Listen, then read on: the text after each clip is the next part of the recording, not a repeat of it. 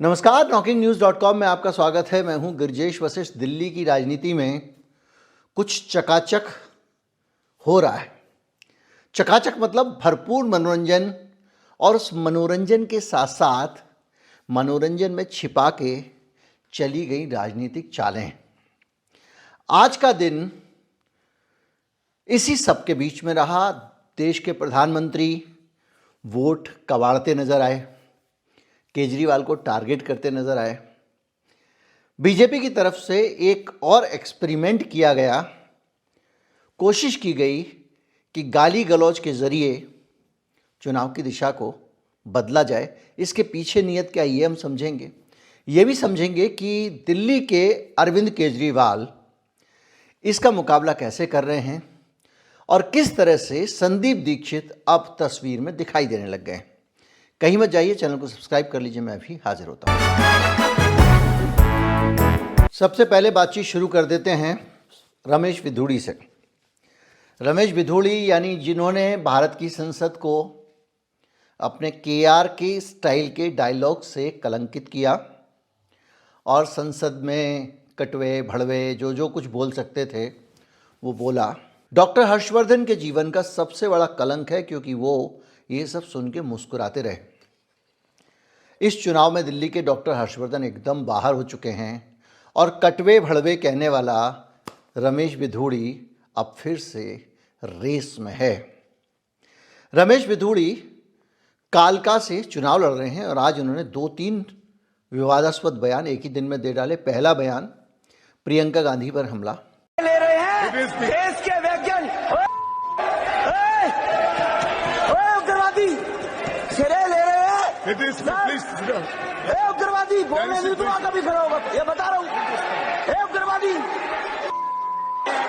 Sir, ये जो श्रेय अगर जाता है तो देश के प्रधानमंत्री को जाता है। ये आतंकवादी है, उग्रवादी है, आतंकवादी है। कालका जी भी सुधार कैंप के सामने वाली, बराबर वाली, अंदर वाली सारी की सारी सड़कें प्रियंका गांधी के गाल जैसे जरूर बना देंगे। लालू ने कहा था बिहार में कि बिहार की सड़कों को मैं हेमा मालिनी जी के गालों जैसे बना दूंगा। लालू ने झूठ बोला था, नहीं बना पाया, लेकिन मैं आपको विश्वास दिलाता हूं, जैसे ओखले की सड़कें हमने बना दी है, संगम बिहार की सड़कें बना दी है, इसी प्रकार से कालका जी भी सुधार कैंप के सामने वाली, बराबर वाली, अंदर वाली सारी की सारी सड़कें प्रियंका गांधी के गाल जैसे जरूर बना देंगे। अरे ये मार्लिना, ये तो सिंह बन गई भैया, चेहरा ही नाम बदल दिया। मार्लिना ने बाप बदल दिया। पहले मार्लिना थी, अब सिंह हो गई। ये इनका चरित्र है।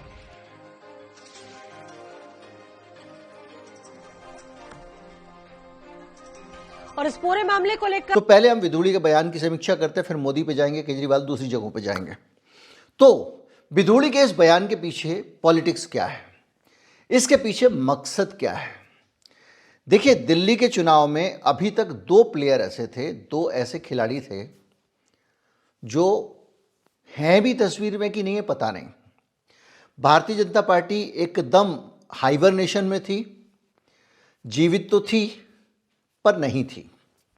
उसको जिंदा करने के लिए बार बार आके, जैसे कुंभकर्ण को जलेबियाँ और बैंड बाजे बजाए जाते हैं, उस तरह से मोदी जी आके, खुद मोदी जी को आके उसको जिंदा करने की कोशिशें करनी पड़ रही हैं। बिल्कुल निष्क्रिय पार्टी बनी हुई है। जो शिकायतें लोग कांग्रेस पार्टी के बारे में करते रहे हैं कि मोदी के खिलाफ कांग्रेस कुछ नहीं करती, ये नहीं करती, वो नहीं करती, वो चीज़ दिल्ली में बीजेपी पर हूबहू लागू होती है। लेकिन उससे भी ज़्यादा सुप्त प्राय से ज़्यादा मृत प्राय अगर कोई पार्टी पड़ी हुई थी तो कांग्रेस पार्टी पड़ी हुई थी। भारतीय जनता पार्टी चाहती है कि कांग्रेस पार्टी एक अच्छे कंटेंडर के तौर पे सामने आ जाए, यानी कांग्रेस पार्टी जाग जाए तो ये मुकाबला त्रिकोणी होगा। और अगर मुकाबला त्रिकोणी होता है तो भारतीय जनता पार्टी को ऐसा लगता है कि एंटी बीजेपी जो वोट है वो बंट जाएगा। बीजेपी का वोट तो हमारा ठोस वोट बैंक है, वो कहीं नहीं जाने वाला है, जो भक्त है वो रहेगा। उधर केजरीवाल को ये लगता है और कांग्रेस पार्टी को ये लगता है कि अगर हम कांग्रेस पार्टी पे हमला करेंगे, जैसा मैंने पहले आपको बताया था, और कांग्रेस पार्टी हम पे हमला करेगी तो हमसे नाराज जो भी एंटी इनकम्बेंसी होगी, जो आम आदमी पार्टी का वोट होगा, वो वोट अगर बीजेपी को मिल गया तो दिल्ली की सत्ता पलट जाएगी। इसलिए केजरीवाल से नाराज आदमी जो इतने साल की सरकार के बाद अगर नाराज भी हुआ है तो वो जाके कांग्रेस को वोट दे। यानी कांग्रेस के दोनों हाथों में लड्डू हैं। बीजेपी भी चाहती है कि कांग्रेस दम से लड़े और आम आदमी पार्टी भी चाहती है कि कांग्रेस हमसे लड़े। और इसके बीच में प्रियंका गांधी वाला बयान कांग्रेस पार्टी के लिए संजीवनी साबित हुआ है।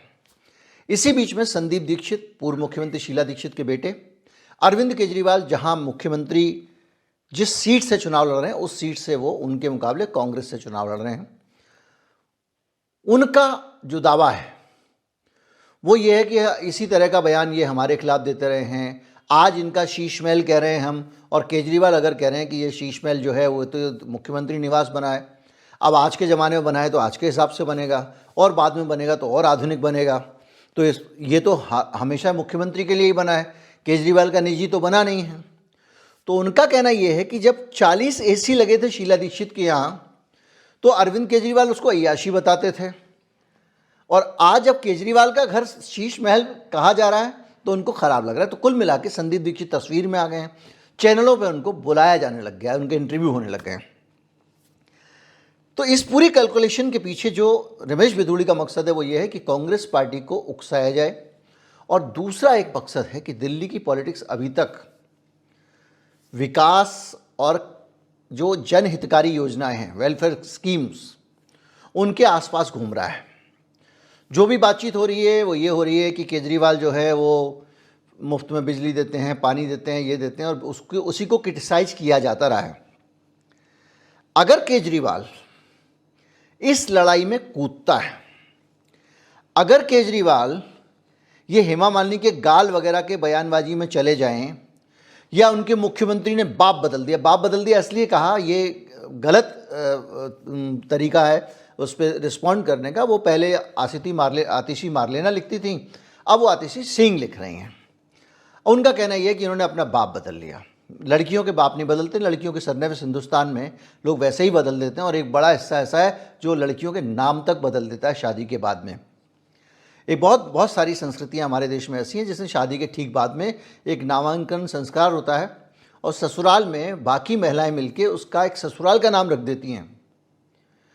तो ये बाप बदलने जैसे घटिया शब्दों का इस्तेमाल करना, मैंने कहा ना, KRK खान जो है वो उसको शर्मा दिया, मतलब उसको फेल कर दिया इन्होंने। वो भी सोच रहा होगा कि मेरा पता नहीं कितने दिन तक मेरा ये खिताब बचेगा, ये बिधूड़ी आ गया, पता नहीं क्या होगा। खैर, तो ये जो मकसद था इसका वो ये है कि मुद्दे को किसी तरह से कांग्रेस पार्टी के आसपास ले जाया जाए, और जो केजरीवाल जिस पे अभी तक लगातार आगे चल रहा है उस चीज़ से कैसे उसको निकाला जाए। क्योंकि केजरीवाल ने अभी हाल में दिल्ली में 2 फ्लाईओवर्स के उद्घाटन कर दिए। उद्घाटन का मतलब होता है वो कंप्लीट हो गया तब किया है, शिलान्यास नहीं किया है। इसके साथ में वो कई योजनाएं लेके आया है, बुजुर्गों के लिए लाया है, पुजारियों के लिए लाया है, इनके लिए लाया है।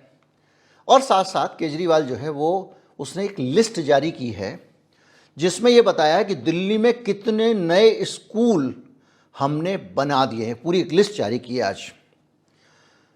वो ये चाह रहा है कि मेरे परफॉर्मेंस पे हो।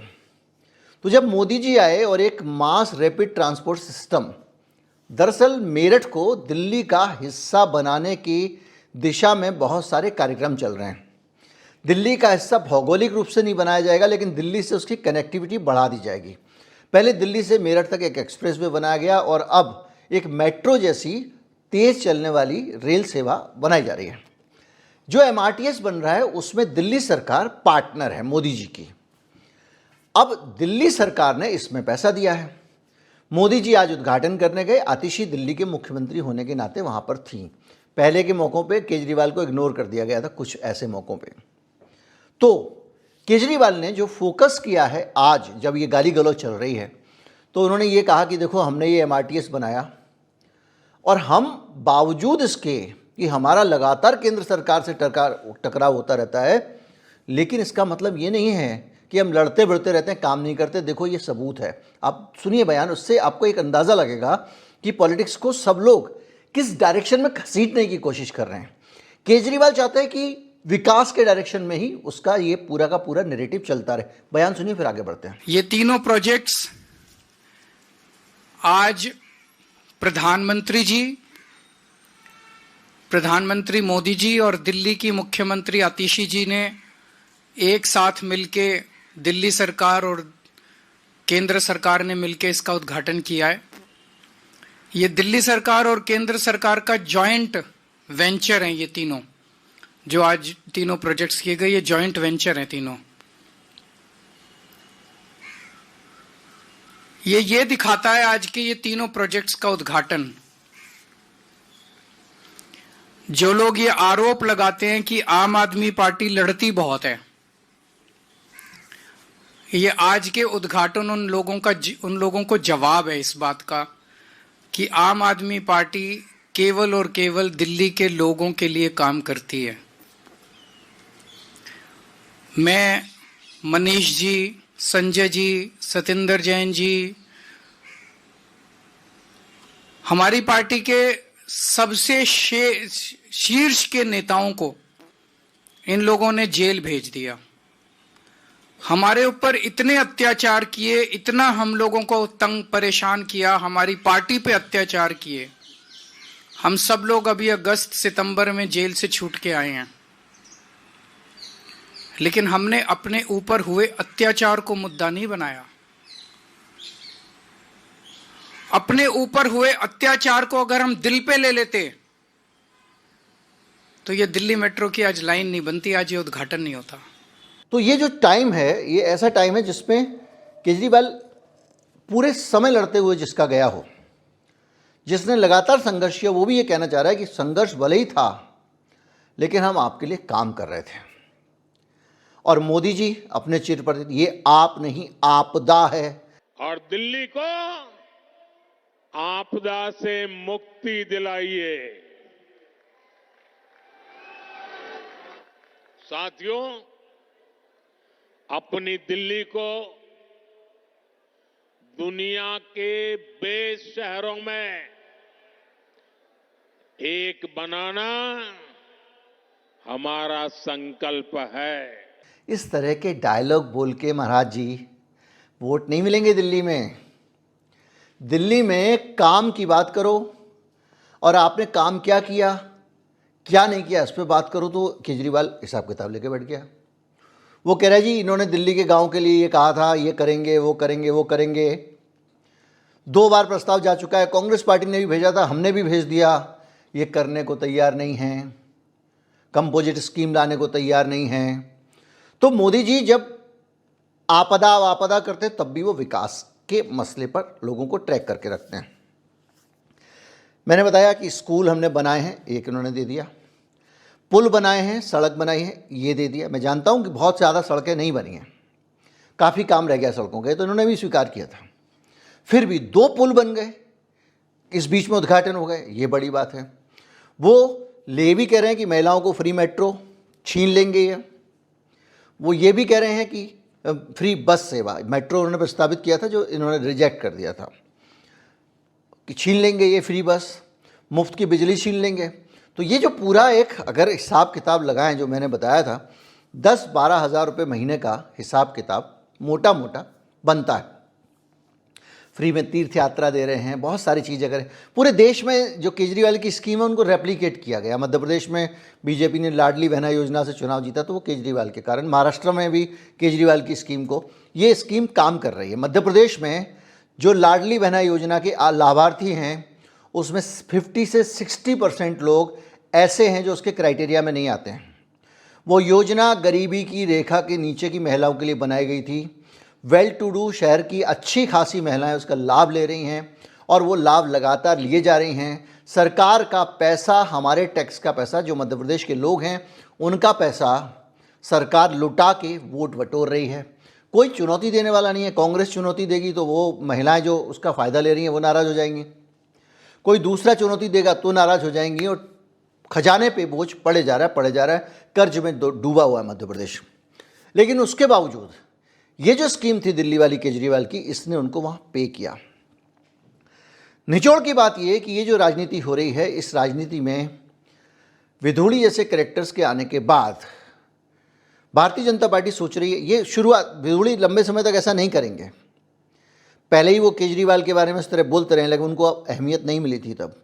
तो विधूड़ी जैसे लोग बीच बीच में इसको घसीटने की कोशिश करेंगे कि राजनीति कोर चीज़ों से थोड़ा दूर चली जाए, और कांग्रेस पार्टी अगर रेस में शामिल हो जाए तो बीजेपी प्रसाद बांट देगी, ऐसा उनको लगता है।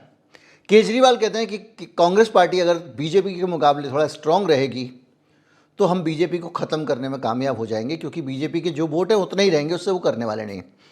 इस बीच में कुछ अपडेट हैं जो मैं आपसे साझा कर रहा हूँ।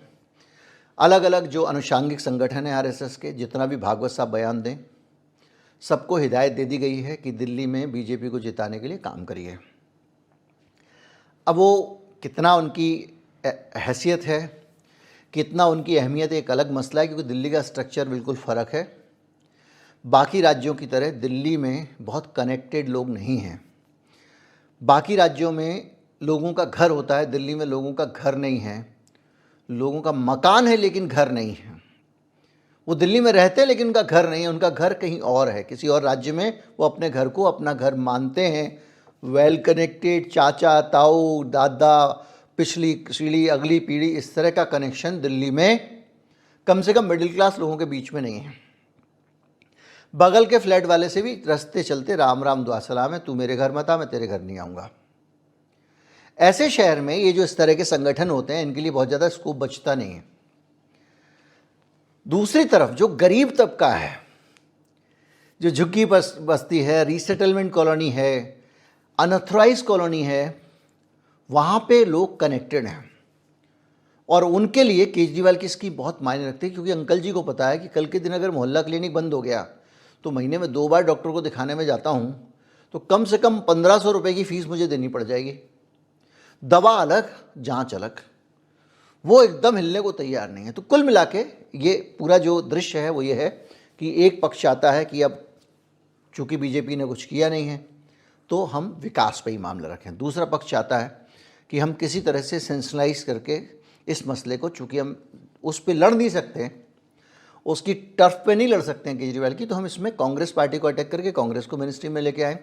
कांग्रेस पार्टी सोच रही है कि मैं किसी तरह से दोबारा मेरा रिवाइवल हो जाए। एक भी सीट नहीं है, 2 चुनाव से कम 2-4 सीट मिल जाए। तो ये पूरा का पूरा एक संघर्ष चल रहा है, और इसी संघर्ष के बीच में ये विधूड़ी का बयान है। नमस्कार।